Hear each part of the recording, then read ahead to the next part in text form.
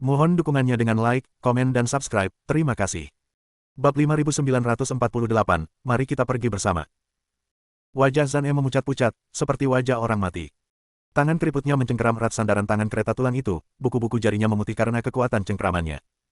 Sebagai pengendali gerbang reinkarnasi, dia memahami kengerian kekuatan ini lebih baik daripada siapapun, itu adalah batasan mendasar pada aturan reinkarnasi.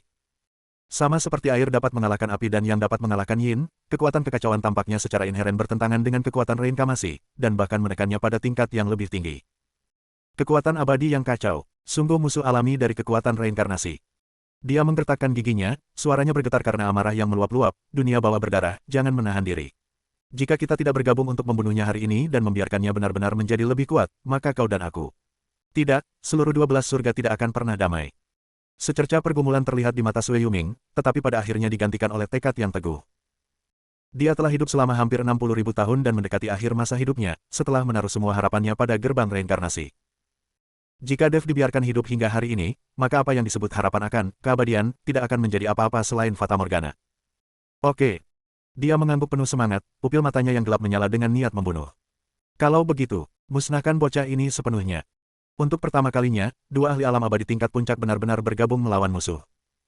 Blood Netherworld melakukan langkah pertama. Dia membentuk segel tangan yang sangat rumit dan kuno di depan dadanya, mengucapkan suku kata yang tidak jelas setiap kali membuat segel. Suku kata itu seolah datang dari kedalaman dunia bawah, membawa kebencian tanpa akhir dan keheningan yang mematikan, membuat bulu kuduk merinding. 9 dunia bawah, mata air kuning, buka. Saat suku kata terakhir terucap, kehampaan di belakang Sui Yuming meledak dengan raungan yang memekakan telinga, memperlihatkan jurang tak berdasar yang gelap gulita. Ratapan roh-roh pendendam yang tak terhitung jumlahnya bergema dari celah itu, dan energi iblis dari dunia bawah yang pekat melonjak keluar seperti letusan gunung berapi, dengan cepat mengembun dan mengambil bentuk di udara. 1, 2, 3. Total 9 naga iblis ganas muncul. Masing-masing naga iblis itu memiliki panjang ratusan kaki, seluruh tubuhnya hitam pekat seperti tinta, dan sisiknya berkilauan dengan kilau metalik. Kepala naga itu tampak ganas, dengan taring yang menonjol dan nyala api hijau yang menyeramkan meransau di rongga matanya. Hal yang paling menakutkan adalah naga-naga iblis ini bukanlah benda mati, melainkan memiliki kesadaran independen. Mereka adalah naga-naga iblis kelahiran yang diciptakan Sui Yuming dengan membagi jiwa iblisnya sendiri dan menggabungkannya dengan energi kematian dari 9 alam bawah. Masing-masing memiliki kekuatan tempur yang setara dengan Dewa Abadi tingkat 9, dan mereka selaras dengan pikirannya serta bekerja sama dengan sempurna. Naga iblis dunia bawah ke-9, melahap surga. Dunia bawah berdarah meraung dengan ganas. Ke-9 naga iblis itu meraung serempak, raungan mereka berubah menjadi gelombang suara nyata yang menyebabkan gunung-gunung di bawahnya runtuh. Mereka menerkam Dev dari 9 arah berbeda, cakar naga mereka merobek kehampaan, napas naga mereka menyemburkan api beracun, menutup semua jalur pelarian, dan bahkan samar-samar membentuk arai pengunci surga 9 dunia bawah yang misterius, bertujuan untuk sepenuhnya menjebak dan membunuh Dev. Pada saat yang sama, Zhang E juga menggunakan kartu andalannya. Alih-alih membuat segel tangan, dia menggigit lidahnya dan meludahkan seteguk saripati vitalnya. Saripati darah itu berwarna merah gelap, hampir hitam, dan memancarkan aura kematian yang intens, hampir tak tertembus, yang jelas disebabkan oleh kontak bertahun-tahun dengan gerbang reinkarnasi, yang telah mengikisnya. Darah esensial itu berputar dan berubah bentuk dengan cepat di udara, berubah menjadi rune berwarna merah darah seukuran telapak tangan yang ditutupi pola-pola aneh. Saat rune itu terbentuk, energi siklik dari seluruh medan perang melonjak, berkumpul pada rune seolah-olah memberi penghormatan kepada seorang raja. Dengan darahku, aku memanggil gerbang reinkarnasi, untuk menekan jiwa dan memusnahkan roh.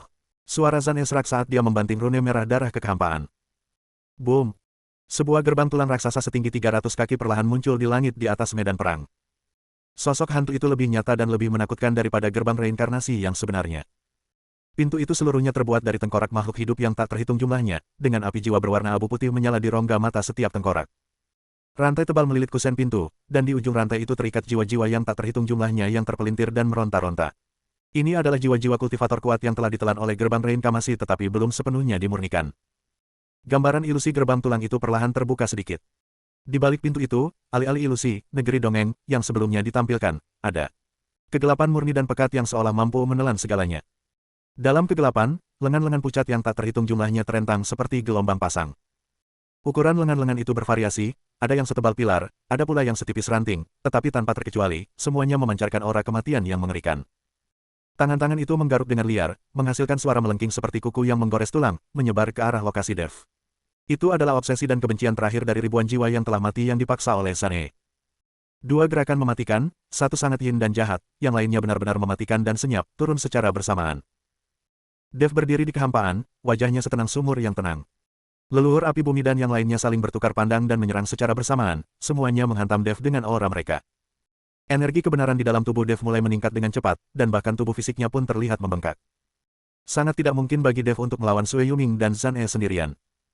Oleh karena itu, leluhur api bumi dan yang lainnya harus melakukan yang terbaik untuk mendukung Dev dan mengandalkan ki abadi kacau Dev untuk menekan jalan-jalan jahat ini.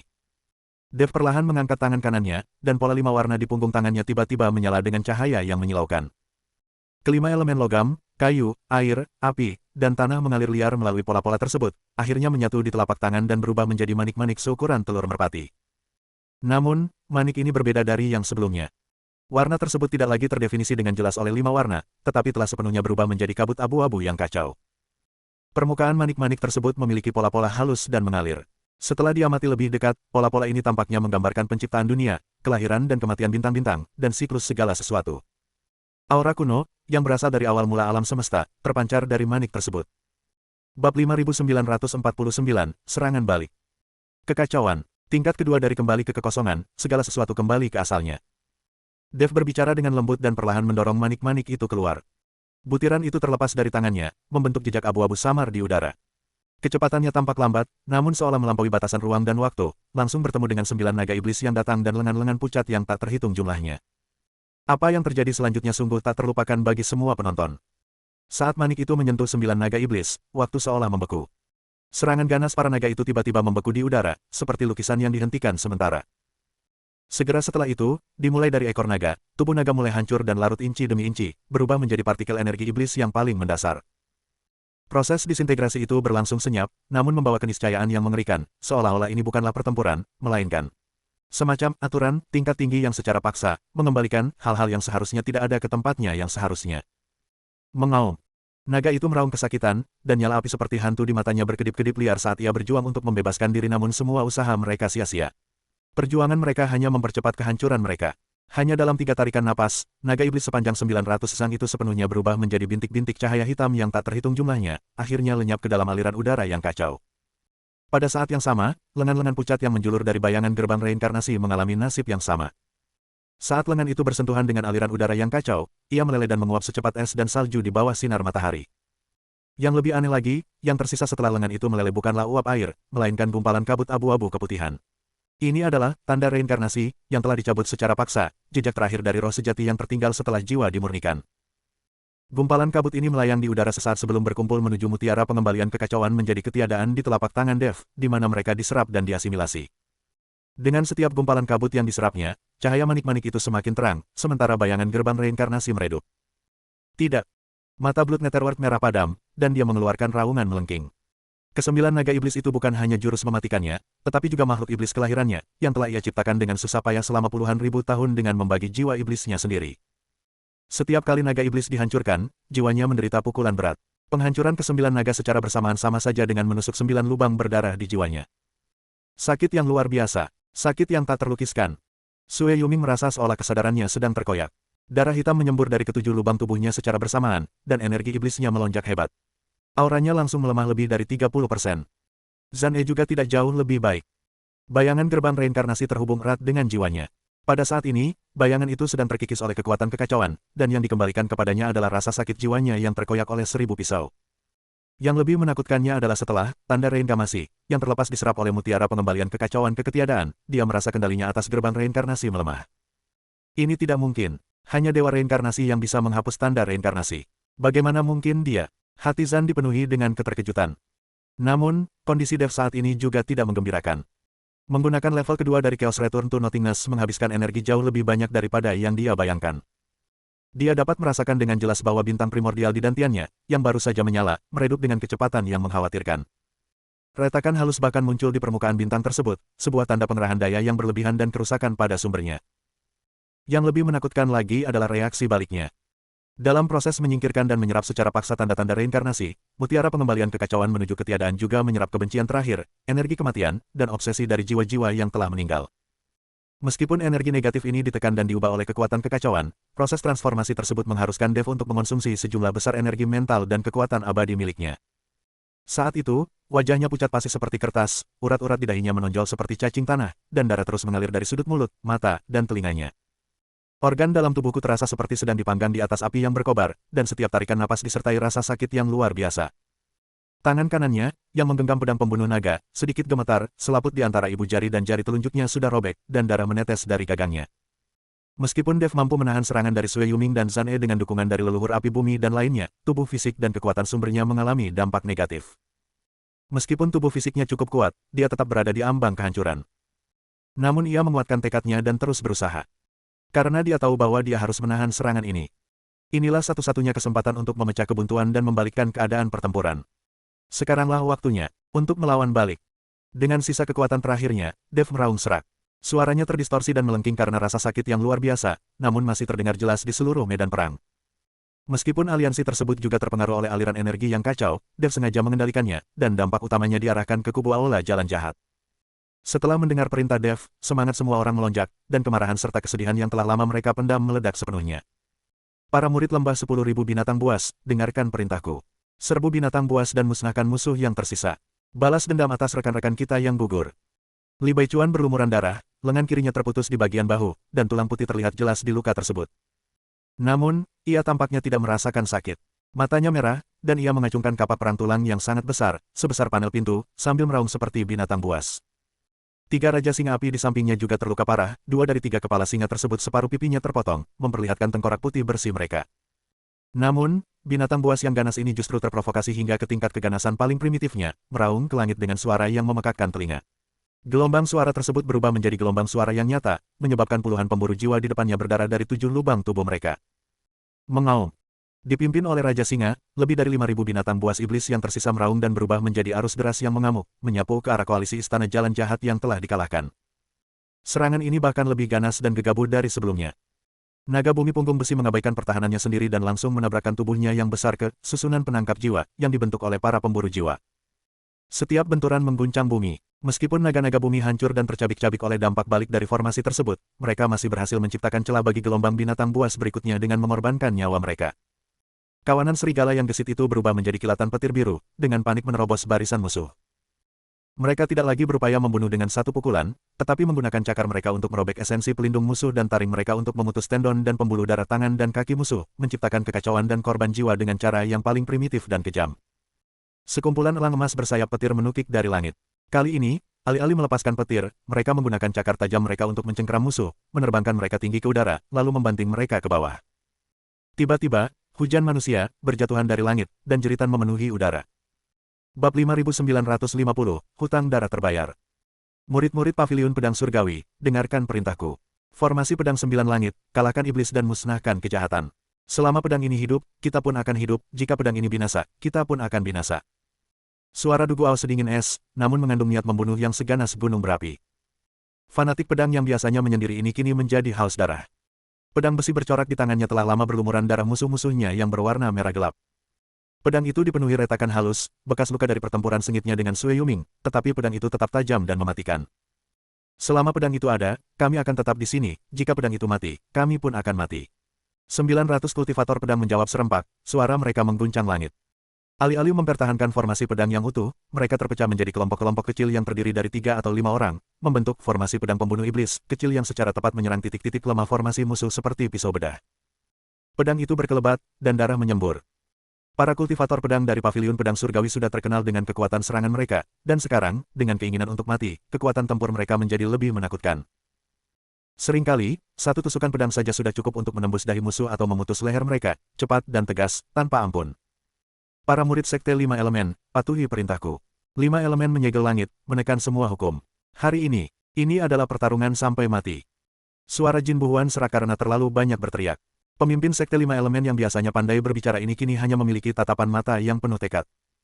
Dia menggigit lidahnya dan meludahkan 3 tegukan sari kehidupannya ke inti penghalang 5 elemen.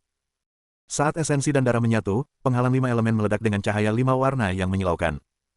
Penghalang yang tadinya hampir runtuh, seketika stabil dan kembali memperluas jangkauannya, menyelimuti lebih banyak kultivator dari Aula Jalan Jahat. Di dalam penghalang tersebut, hukum 5 elemen diperkuat hingga ke titik ekstremnya. Para murid klan emas memanipulasi artefak magis berelemen logam yang tak terhitung jumlahnya, mengubahnya menjadi badai logam yang menyapu barisan musuh. Tanaman merambat hijau yang dibudidayakan oleh para murid aliran kayu tidak hanya menjerat musuh, tetapi juga melepaskan racun yang melumpuhkan. Para pengikut aliran air mengumpulkan banjir yang dahsyat, dengan duri-duri es yang tak terhitung jumlahnya tersembunyi di kedalamannya. Murid kultivasi api memanggil api berkobar, yang diselingi dengan rune peledak. Para murid elemen bumi memanipulasi bumi, menyebabkan tanah terus-menerus runtuh dan naik, menciptakan jebakan maut satu demi satu. Dengan bergabungnya tiga sekte utama, ditambah dengan guncangan dan kekacauan yang disebabkan oleh ulah Dev, situasi di medan perang langsung berbalik. Semangat aliansi Istana Jalan Jahat sudah hancur akibat dampak aliran energi kacau, dan sekarang, dihadapkan dengan serangan balik yang begitu dahsyat, mereka benar-benar menjadi kacau balau. Melihat keadaan semakin memburuk, para monster tua yang mencari perlindungan pada mereka tidak lagi peduli dengan janji, kehidupan abadi, dan semuanya mencoba melarikan diri dengan cara mereka sendiri. Setan tua tulang itu sangat licik, dia telah secara diam-diam meletakkan lusinan, lorong pelarian tulang, di bawah tanah. Melihat bahwa semuanya telah hilang, ia meledakkan separuh tubuhnya yang tersisa, berubah menjadi pecahan tulang yang tak terhitung jumlahnya yang menancap ke dalam tanah dan menghilang tanpa jejak. Leluhur laut darah bahkan lebih kejam.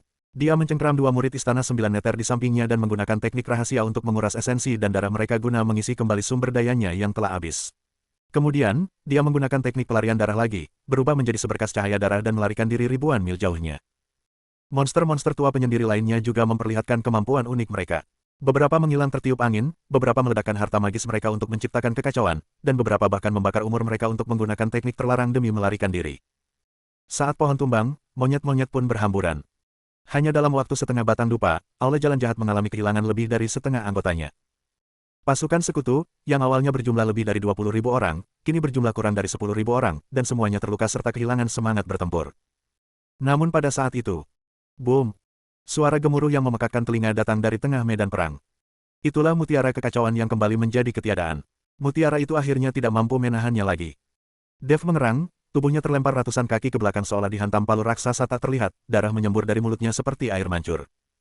Mutiara pengembalian kekacauan menuju ketiadaan di tangannya akhirnya mencapai batasnya setelah secara paksa menyerap terlalu banyak tanda reinkarnasi dan energi negatif. Permukaan manik-manik itu dipenuhi retakan seperti jaring laba-laba, dari mana cahaya abu-abu yang menyilaukan memancar keluar, dan kemudian meledak dengan suara keras. Saat manik itu meledak, arus kacau yang sangat mengerikan menyapu ke segala arah seperti banjir yang meluap. Itu bukanlah serangan yang disengaja, melainkan amukan energi kacau yang murni dan tak terkendali. Kemanapun turbulensi itu lewat, semua materi, energi, dan bahkan ruang itu sendiri hancur menjadi partikel-partikel paling dasar. Dalam radius 10 mil, tampaknya tempat itu telah sepenuhnya musnah oleh tangan yang tak terlihat. Ratusan kultivator aliansi dan kultivator Aula Jalan Jahat yang awalnya bertarung di area ini bahkan tidak sempat bereaksi sebelum mereka lenyap dalam kekacauan yang dahsyat. Itu bukan kematian, melainkan ketiadaan total, tanpa meninggalkan setitik debu pun.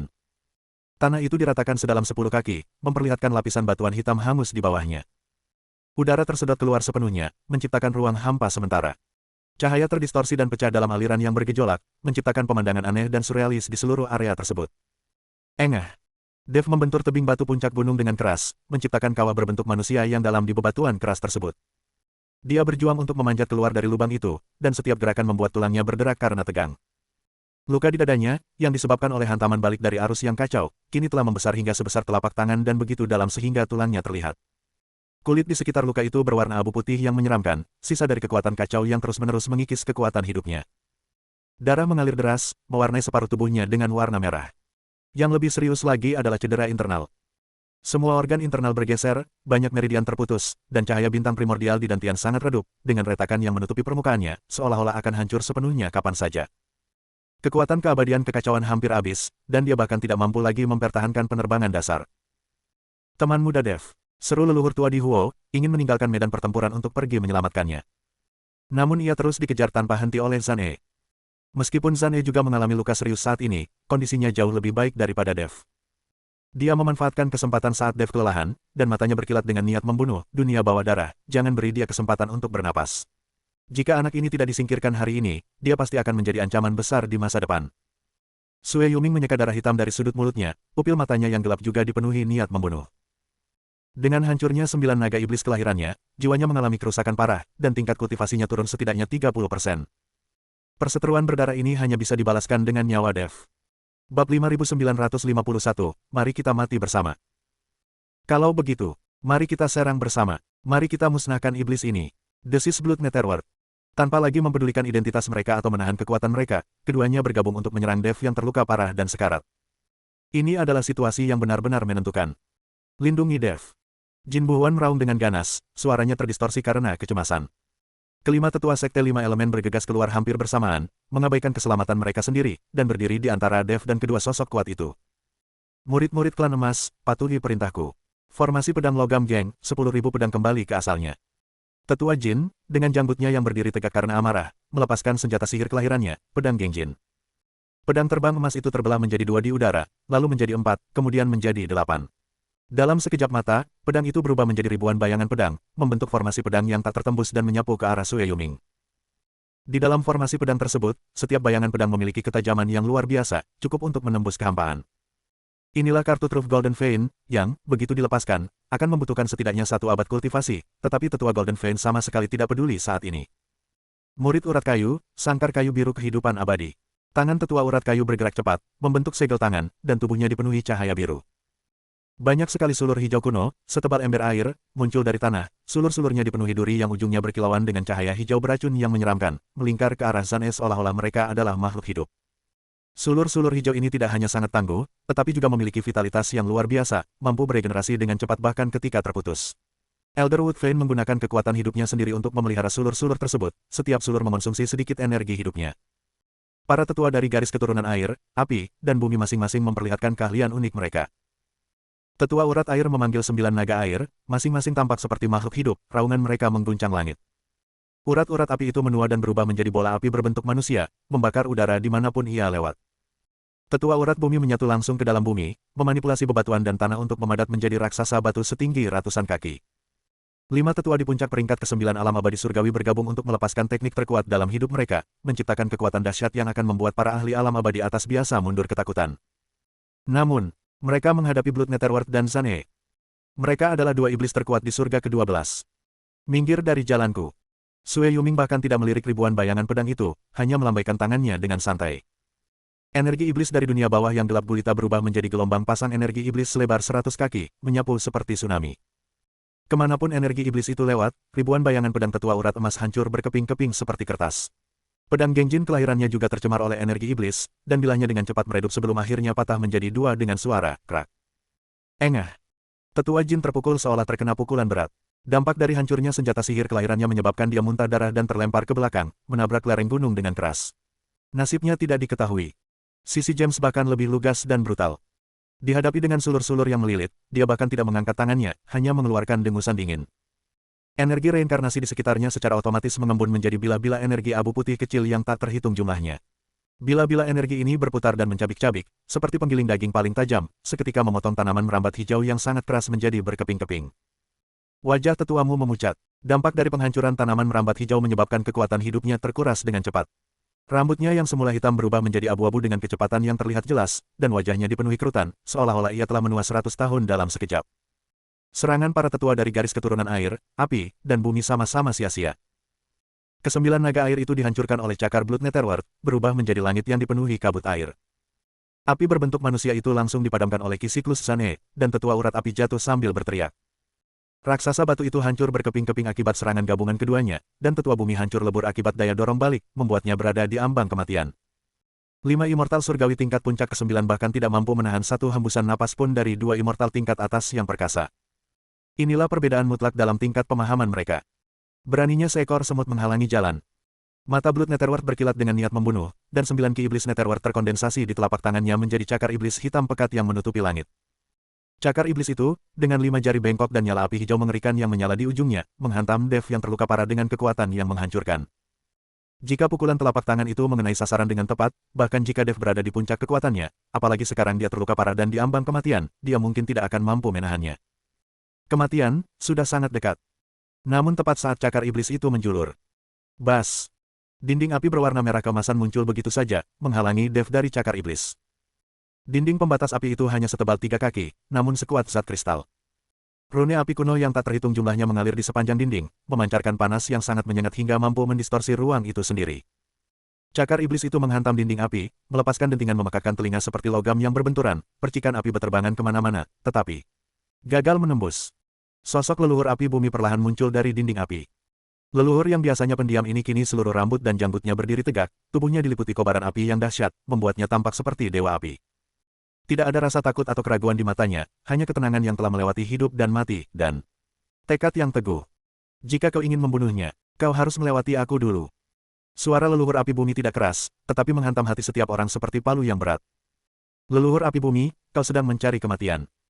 Zan E mencibir, dan energi reinkarnasi yang terkumpul di telapak tangannya berubah menjadi tombak abu putih sepanjang 3 zang bayangan jiwa yang tersiksa tak terhitung jumlahnya melilit tombak itu, dan ujung tombaknya memancarkan cahaya dingin yang mampu menembus segalanya, mengarah langsung ke dahi leluhur api bumi. Tombak ini berisi pemahaman Zan E tentang Dao reinkarnasi. Tombak itu setajam naga, senyap dan diam-diam, namun ia mengunci jiwa leluhur api bumi, membuatnya tidak punya cara untuk menghindarinya.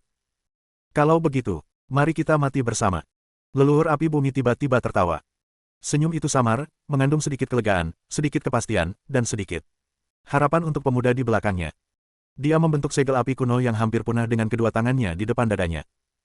Saat segel tangan mulai terbentuk, api merah kemasan di sekelilingnya berkobar hebat, secara bertahap berubah dari merah kemasan menjadi emas murni, dan kemudian dari emas murni menjadi putih menyala.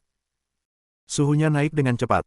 Udara dalam radius 100 kaki sepenuhnya terbakar, berubah menjadi lautan api. Bebatuan di tanah mulai meleleh, mengalirkan lava yang sangat panas. Bahkan ruangannya sendiri pun terdistorsi dan berubah bentuk akibat suhu tinggi, mengeluarkan suara retakan saat berjuang menahan tekanan. Bersambung.